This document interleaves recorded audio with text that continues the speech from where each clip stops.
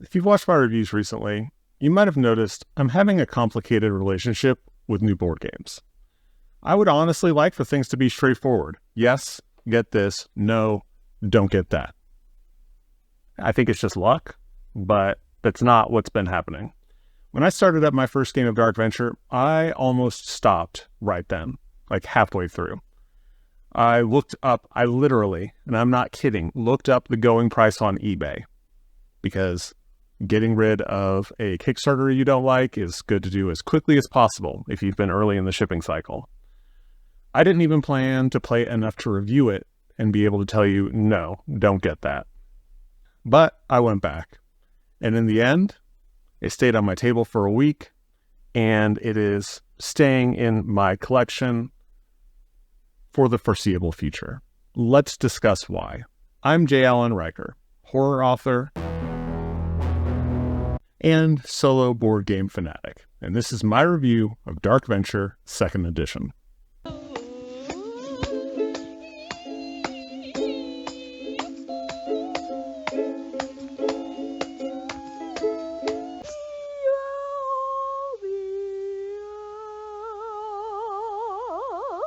Dark Venture 2nd Edition takes place in the weird Dark Venture universe, which makes sense when you think about the game's title. After seeing the art for it well after its initial Kickstarter, I felt very excited to jump on board with Dark Venture Battle of the Ancients. I also saw a really good review with the designer and artist Rob Lemon over at Dungeon Dive, and I was impressed. Dark Venture Battle of the Ancients blew my mind. Like, I had hoped I would like it, but I couldn't have predicted how much I would like it. So I jumped into a pretty big pledge when the original Dark Venture got a 2nd edition Kickstarter. However, a caveat here is that I decided to hold off on playing the expansions, so this is a review of only the core box. So what might a person not like about Dark Venture? The art is probably going to be a bit polarizing, but there are multiple lifetimes worth of games with generic fantasy art, so I am super glad for Rob Lemon's work. I think the art is strangely gorgeous, but I know that some people aren't going to enjoy it. Another thing is that as I started playing, I really got the feeling that I was going to see all of the narrative quickly and that I was going to remember it. Each of the locations, which is on a card, has a bit of description in the book, and then an action that happens when you step onto that location. But there's not much in the way of gameplay that slows down the traversal of the map. In Battle of the Ancients, you are fighting big, frantic battles and maneuvering across the board. You don't get to travel necessarily exactly where you want. You are discovering little bits of narrative to try to gain bonuses as you can. And so it's revealed very slowly. The combat gameplay really spreads out the narrative revelation. Here, you step onto the card, you see it, and then a minute later, you place another card and step onto that and see it. There are encounters, there are some branching paths, but in just the short time that I played it, I was able to avoid trouble because even with my poor memory, I knew what to expect from certain decisions on certain cards. Now, there are 2 sets of books, and there are actions which are only revealed by quests, which is where I feel like more of the value comes from in this game, because the way that you get points to win the game is going to be different every time you play, and there's a nice big stack of quest cards. But even so, it feels to me like Dark Venture will have shown me all of its narrative elements much faster than Dark Venture Battle of the Ancients.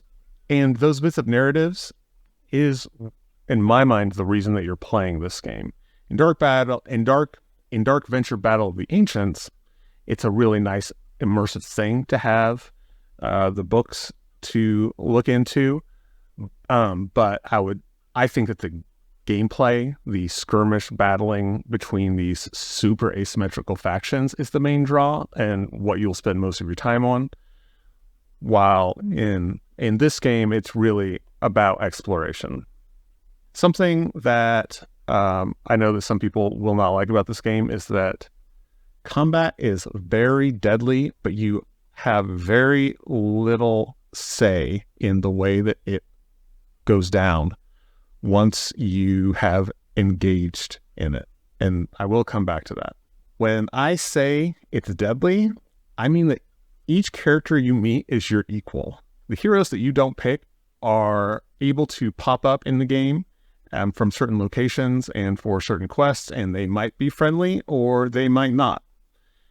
And when you are entering into battle with these equals, there is no rolling for attack and trying to dodge. You stand toe-to-toe and trade blows like it's Power Slap, like it's the board game version of Power Slap. You just brace and take the hit.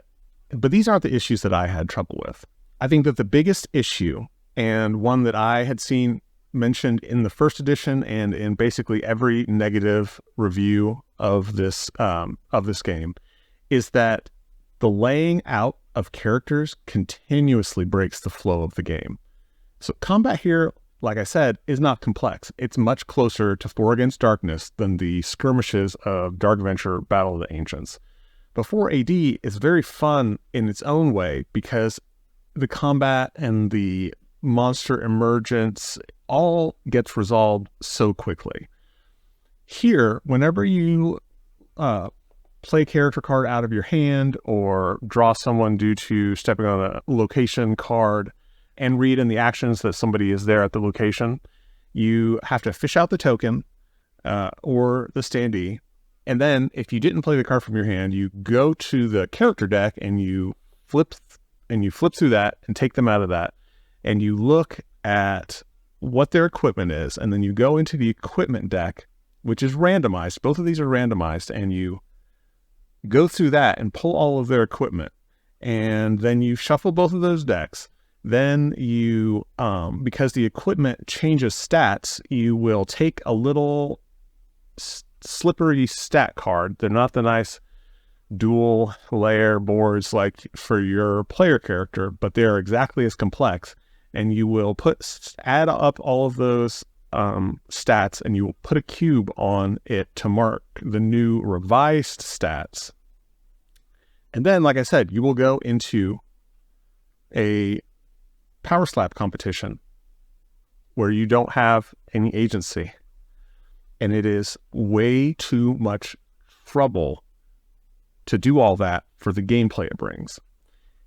It drove me crazy to pull weapons for each enemy when playing League of Dungeoneers, because I didn't feel like there was much difference between a skeleton wielding a short sword and a skeleton wielding a one-handed axe. But those cards at least were alphabetized. This is you going through an item deck over and over and then reshuffling it.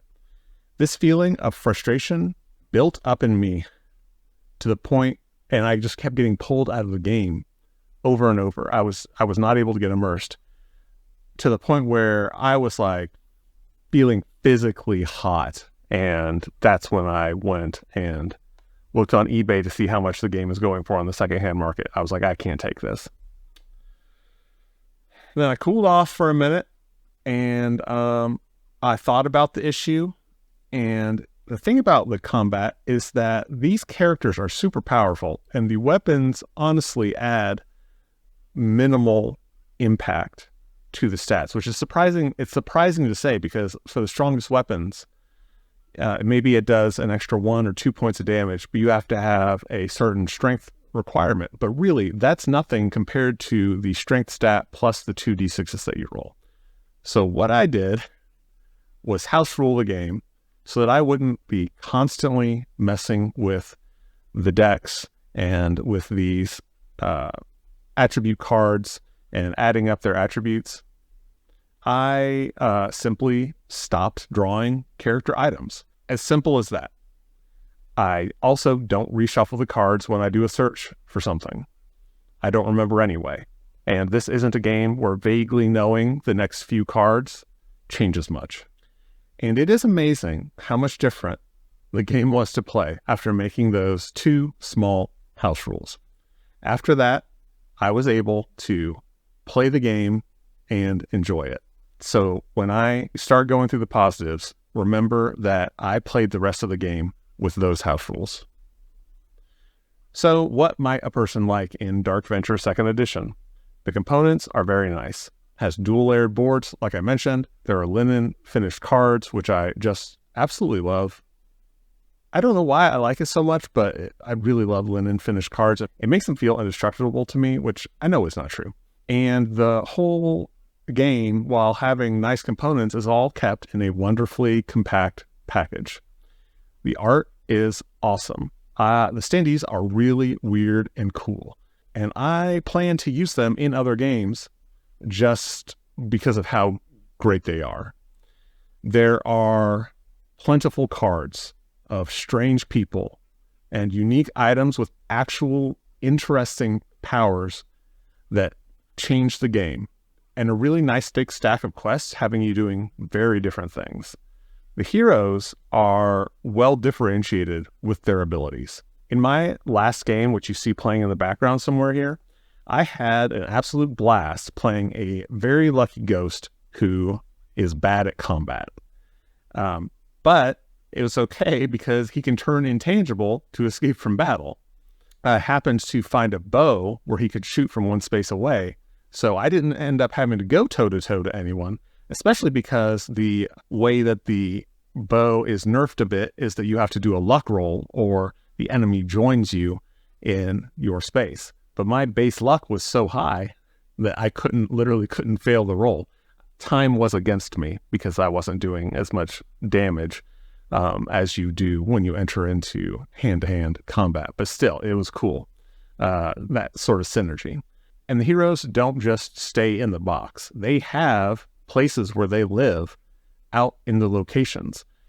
The heroes that you don't play will often pop into the game in some other way. And yet, in this weird post-apocalyptic world, you can't assume that anybody is on your side. And a very fun aspect to having these characters, it sounds strange to draw a character and play a character, which is one of the 2 ways that they get out, the other being the actions on the locations. But you draw characters and you play them. And the strategy there, which it took me a little while to figure out, a couple of times dying, because like I said, in a normal game, you're going to be able to go through a handful of combats, right? In Dark Venture, you cannot. Like, maybe you can make it through 2. These bad guys really are your equal. But one thing you can do is you can play a character anywhere adjacent to you. And so you can, if an enemy pops out and you can escape it, or you see it ahead of time, if it gets played by a quest, you can play another character over in that space and allow them to fight it out depending on their disposition. If they are hostile, if they're aggressive, have an aggressive tag on them. So like I said, that super deadly combat that feels like it's on rails once you're engaged in it, while that can be countered as a negative, the cool thing is that it does make you think of how to avoid it. It is not the reason that you're playing this game. And I think its lack of complexity, it makes you not feel like you're not missing out on a fun thing in the game by avoiding combat. And it's also just very smart to not fight that much. So instead, what you're doing is you're strategically placing characters from your hand into adjacent locations, letting them balance, and then swooping in. It took me a bit to figure that out. But once I did, then I really started enjoying the game. Something that I think that a lot of people will definitely like about this game is that the world is weird and you want to learn more. It's this weird post-apocalyptic sci-fi fantasy. It's like Mutant Crawl Classic, and it is the farthest thing from generic, which makes me actually interested in it beyond just being the fluff around some core gameplay that I'm trying to interact with. I would say that the majority of Dark Venture is about discovery. It feels much more like an adventure game than an intense dungeon crawl. If you go into this expecting a dungeon crawl, I think that that's the most likely chance for you to get disappointed. Yes, you are placing down cards and walking in confined paths, but each card is a named area with a story and a different function. There's not a single generic dungeon room to be found. And what you find in these places is so much more impactful than finding a dungeon room that has a desk or a weapons rack.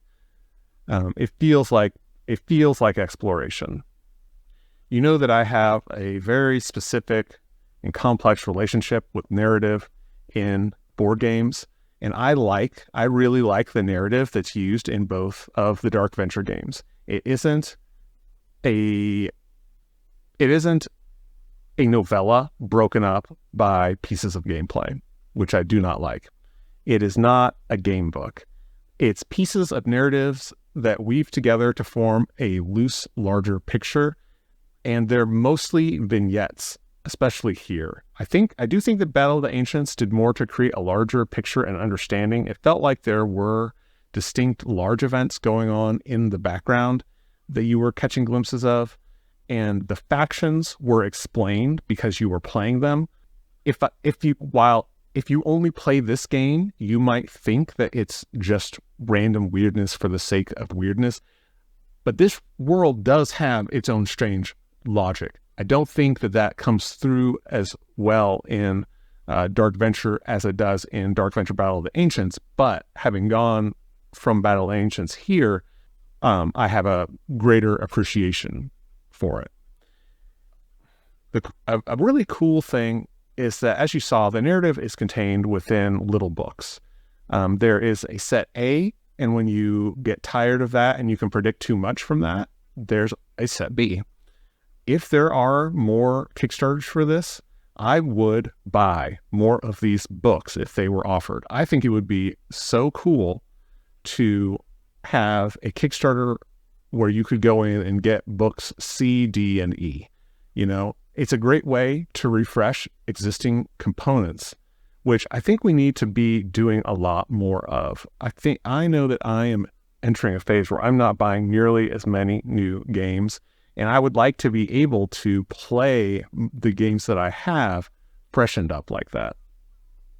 Like I said earlier, the quests provide a good amount of replay value, though. I think you get more through the quests than you do through the narrative aspect on the locations. You're only going to see a few. They're going to make a very big difference, and they have very different requirements. And it really adds this aspect of chaos. Like, you're not playing the same game over and over again, going like with it feeling like it's the same fetch quest to A, B, and C every time. It's just that A, B, and C are called different things. Instead, they can absolutely make you win or lose. I lost the previous game to the one playing in the background badly. I just could not complete my quest in time. Playing as a lucky ghost, he truly was lucky, even though it was just a number on his card. And I went into it being worried that I'd have trouble in combat because he's not the toughest of the characters.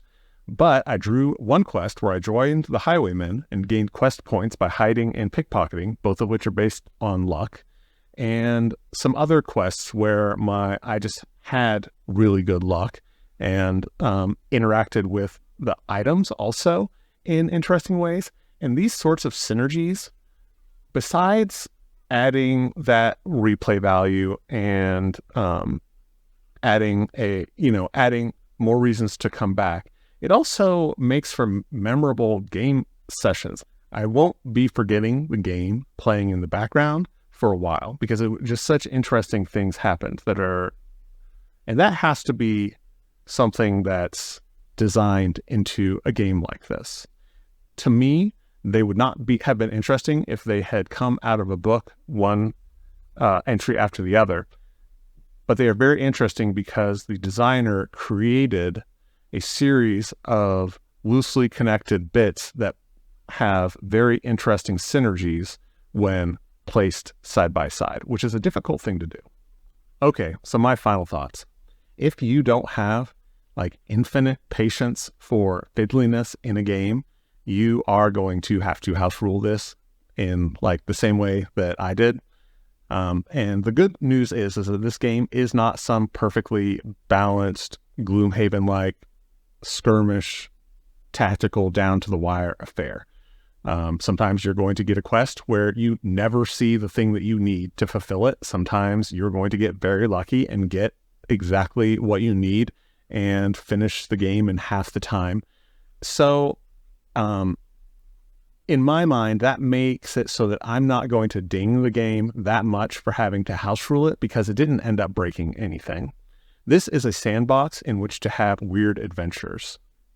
I have to admit, though, the Dark Venture didn't live up to my extremely high expectations.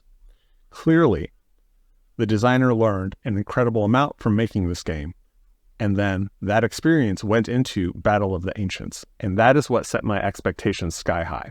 But even though this is a second edition, those lessons weren't all ported backwards. This game is much rougher around the edges as far as game mechanics go. But I still ended up having a lot of fun with it, and I intend to play it more. It seems to me from looking at the expansions that they add a lot of interesting things. I'm looking forward to playing the card pit the most because it does add a gridded skirmish board to it. So it's definitely going to be hitting my table again. So I still had a lot of fun playing this, and I'm even considering how I can use this as the basis for a solo RPG. The game world is so interesting that it's just a great place to explore. So my ultimate recommendation, though, is that if you are interested in what you see, if you are interested in the Dark Venture universe, start with Battle of the Ancients, where the narrative experience is just as good, but the game part of the game is much stronger. It is truly both an excellent skirmish game with huge amounts of asymmetrical replayability and also a fun adventure.